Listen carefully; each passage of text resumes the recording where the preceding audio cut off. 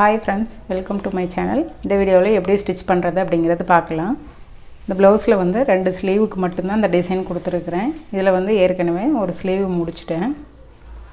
இந்த மாதிரி இன்னொரு ஸ்லீவில் வந்து கால்வாசி முடிச்சுட்டு இந்த பார்ட் மட்டும் எப்படி ஸ்டிச் பண்ணுறது அப்படிங்கிறத காமிக்க போகிறேன். இதே மாதிரி தான் ஃபுல்லாகவே கம்ப்ளீட் பண்ணுறது.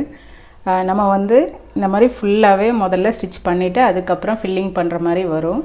நான் வந்து அந்தந்த இடத்துலையே ஒரு ஃப்ரேமுக்குள்ளே எவ்வளோ ஸ்டிச் பண்ணி அதோட ஃபில்லிங்கும் முடிச்சிடுவேன். அதுக்கப்புறம் மீதி பார்ட்டு அடுத்த டைம் ஃப்ரேம் மாற்றும் போது ஸ்டிச் பண்ணிடுவேன். இப்போ வந்து இந்த பக்கம் மட்டும்தான் மீதி ஸ்டிச் பண்ண வேண்டியது இருக்குது. இது எப்படி ஸ்டிச் பண்ணுறது அப்படிங்கிறத பார்க்கலாம். சாரியோட கலர் வந்து ராமர் க்ரீன் கலர் மாதிரி இருக்கும். அந்த கலரில் நான் வந்து சில்க் த்ரெட் எடுத்துருக்கிறேன். அதே த்ரெட்டில் வந்து 4 ஸ்டாண்ட்ஸ் எடுத்துருக்கிறேன். இதுக்கு வந்து நூல் வந்து ரொம்ப நைஸாக இருந்ததுனால நான் வந்து 4 ஸ்டாண்ட்ஸ் எடுத்துருக்கிறேன். நீங்கள் வந்து கொஞ்சம் திக்காக இருந்ததுன்னா 3 ஸ்டாண்ட்ஸ் எடுத்துக்கோங்க. நம்ம இதிலேருந்து ஸ்டார்ட் பண்ணிக்கலாம். நீங்கள் ஃபஸ்ட்டு இருந்து ஸ்டார்ட் பண்ணும்போது இந்த பக்கம் எண்டிங்கில் இந்த பக்கத்தில் இருந்து ஸ்டார்ட் பண்ணிக்கோங்க. இந்த இருக்குல்ல ப்ளவுஸில் எங்கேருந்து ஸ்டார்ட் ஆகுதோ நான் ஸ்டிச் பண்ணுற மாதிரியே இங்கேருந்து ஸ்டார்ட் பண்ணிங்கன்னா இந்த ஃப்ரேம்குள்ளே எவ்வளோ ஸ்டிச் பண்ணுமோ பண்ணிக்கலாம். இப்போது ஸ்டார்ட் பண்ணிக்கலாம்.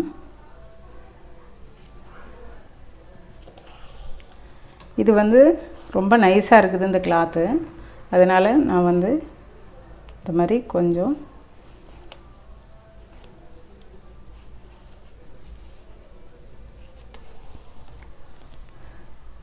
ஒரு ஸ்டிச் பண்ணிவிட்டு எக்ஸ்ட்ரா பண்ணிவிட்டு அதுக்கப்புறமா ஸ்டிச் பண்ணிக்கிறேன்.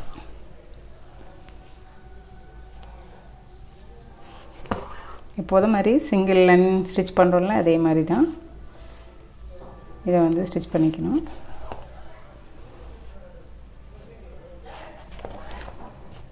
நான் வந்து ரொம்ப துணி வந்து நெவுற மாதிரி இருக்கிறதுனால இந்த மாதிரி ஹோல்ஸ் விழுது. நல்லா பார்த்தீங்கன்னா தெரியும். ப்ளவுஸில் வந்து இந்த மாதிரி ஹோல்ஸ் விழுறதுனால நான் வந்து ரொம்ப சின்ன ஊசியாகவே எடுத்துருக்கிறேன். நீங்கள் இந்த மாதிரி கிளாத்தில் ஸ்டிச் பண்ணும்போது ஊசி வந்து கொஞ்சம் பெருசாக எடுத்தீங்கன்னா ஹோல்ஸும் பெருசாக விழும். நீங்கள் முடிஞ்ச அளவுக்கு அதுக்கு கிளாத்துக்கு தகுந்த மாதிரி நீடில் எடுத்துக்கோங்க. அதே மாதிரி சில்க் த்ரெட்டுமே திக்காக இருந்ததுன்னா நீங்கள் வந்து 3 ஸ்டாண்ட்ஸே யூஸ் பண்ணிக்கலாம். ரொம்ப லைட்டாக இருக்குது, ரொம்ப நைஸாக இருக்குது, 3 ஸ்டாண்ட்ஸில் ஸ்டிச் பண்ணால் டிசைன் வந்து ரொம்ப நைஸாக தெரியுது அப்படின்னா நீங்கள் 4 ஸ்டாண்ட்ஸ் யூஸ் பண்ணிக்கோங்க. நம்மளுக்கு அதெல்லாம் கிடைக்கிற மெட்டீரியலை பொறுத்து நம்மளே டிசைட் பண்ணிக்கலாம்.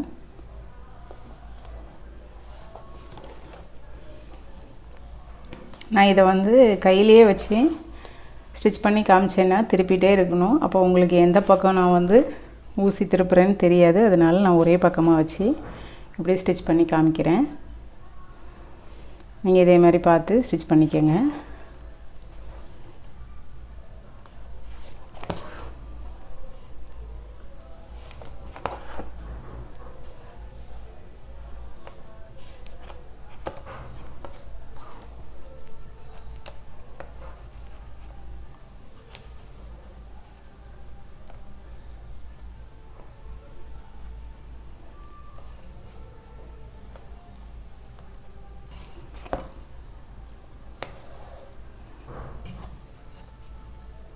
இப்போ லாஸ்ட்டு எண்டிங்கில் இந்த மாதிரி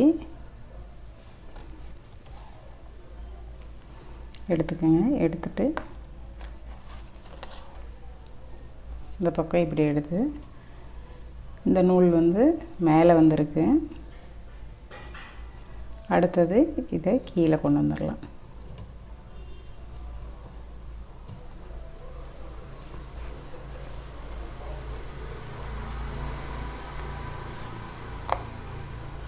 கீழே கொண்டு வந்துட்டு இந்த பக்கம் இப்படி கீழே வந்துடணும். இந்த நூல்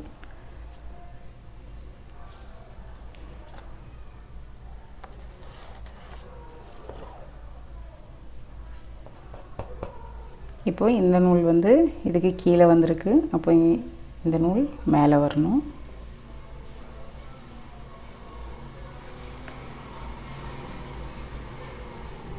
நீங்கள் வந்து ஃபஸ்ட்டு ஸ்டிச் பண்ணும்போது கொஞ்சம் கன்ஃபியூஷனாக இருக்கும். நீங்கள் வந்து ப்ராக்டிஸ் பண்ணிங்கன்னா அது உங்களுக்கு நீட்டாக வந்துடும்.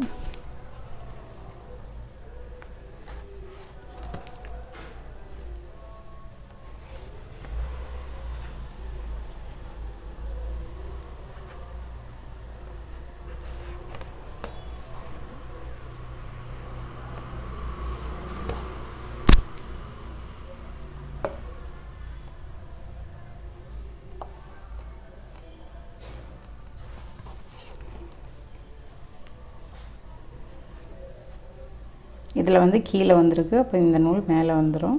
இதை கீழே கொண்டு வந்துடலாம்.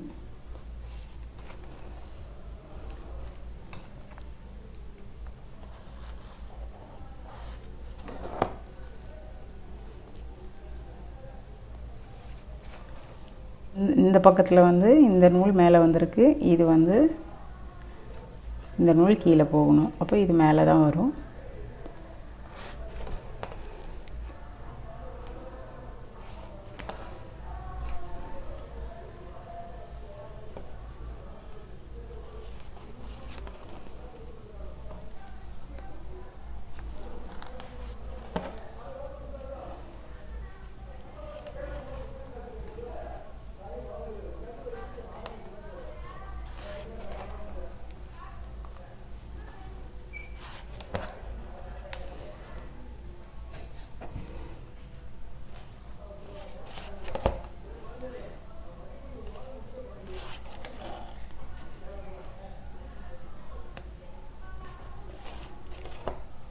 இந்த மாதிரி ஃபுல்லாகவே ஸ்டிச் பண்ணிகிட்டே போகலாம்.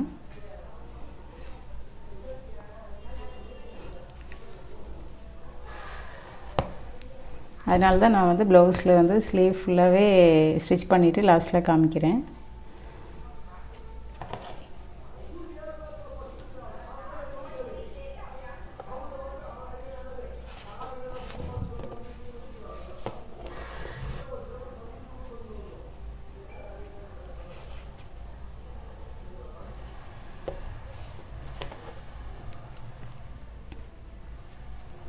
இப்போ இந்த இடத்துல கீழே எடுத்துக்கலாம்.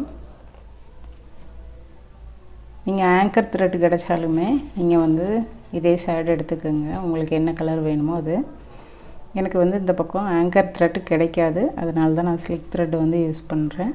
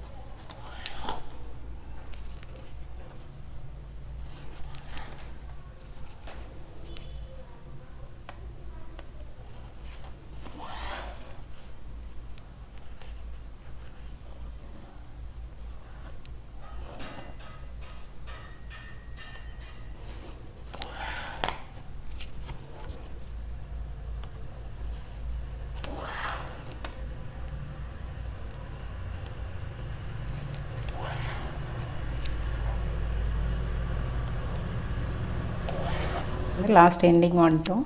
மறுபடியும் இதில் வந்து திருப்பின மாதிரி இதிலே திருப்பி எடுத்துக்கலாம்.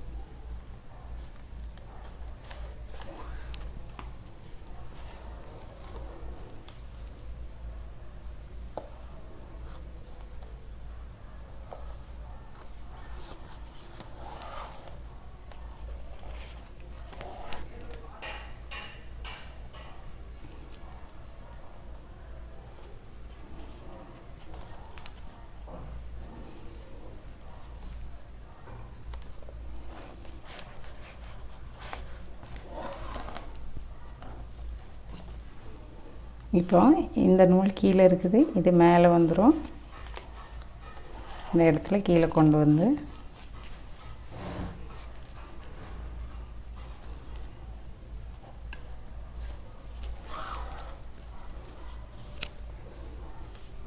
இப்போ இதில் கீழே கொண்டு வந்துடுங்க.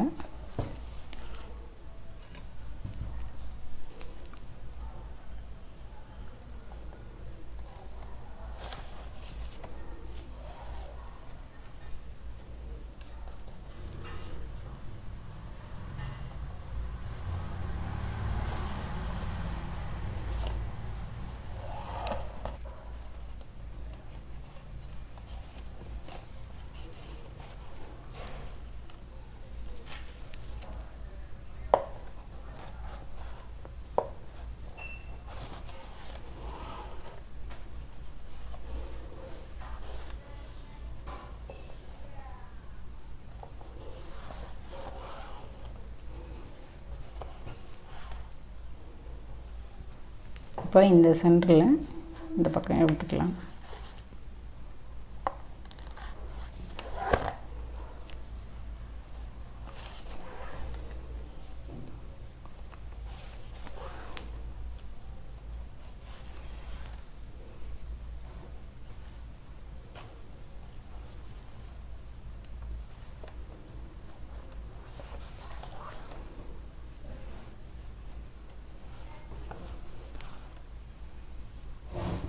இப்போ நான் ஏற்கனவே ஸ்டிச் பண்ணி இதில் ஜாயின் பண்ணி விட்டுருக்கேன். அதில் எப்படி அதில் இருந்து ஜாயின் பண்ணிக்கலான்னு தெளிவாக பாருங்கள். அதில் மட்டும் நம்ம கரெக்டாக பண்ணிட்டோம்னா நம்மளுக்கு வந்து ஜாயிண்டிங் தெரியாது ப்ளவுஸில்.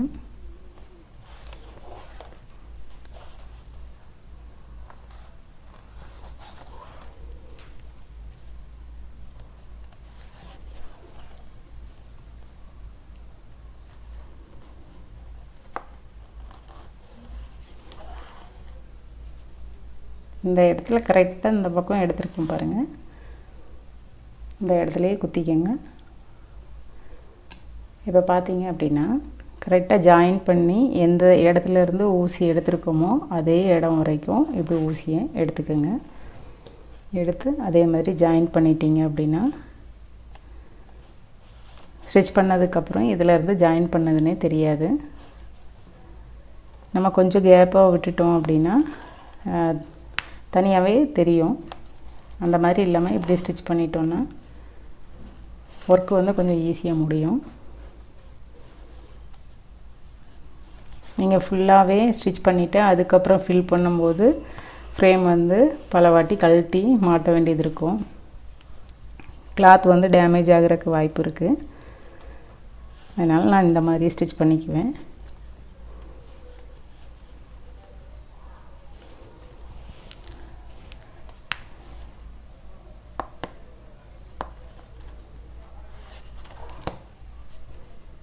இப்போ எதுலேருந்து நீங்கள் ஸ்டார்ட் பண்ணுறீங்களோ அதிலேருந்து ஸ்டிச் பண்ணிவிட்டு திருப்பி ரிட்டன் வரும்போது அதுவாகவே ஃபில் பண்ணிக்கிற மாதிரி வரும்.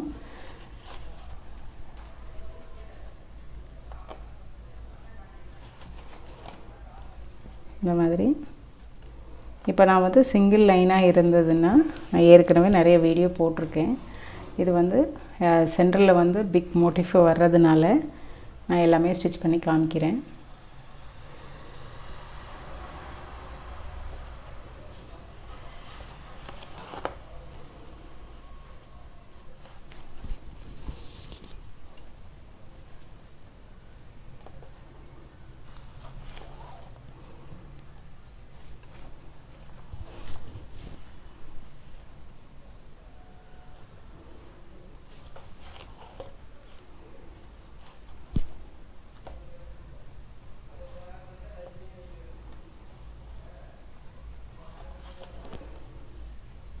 இப்போ இதில் கொண்டு வந்து முடிச்சுக்கலாம்.